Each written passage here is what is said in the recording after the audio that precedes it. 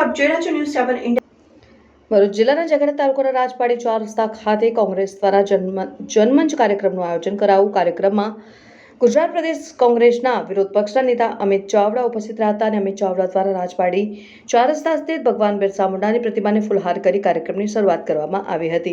ઝઘડા તાલુકાના ગ્રામ્ય વિસ્તારના લોકો દ્વારા સ્ટેજ ઉપર આવી અમિત ચાવડાને પોતાના વિસ્તારની સમસ્યાઓ રજૂ કરવામાં આવી હતી।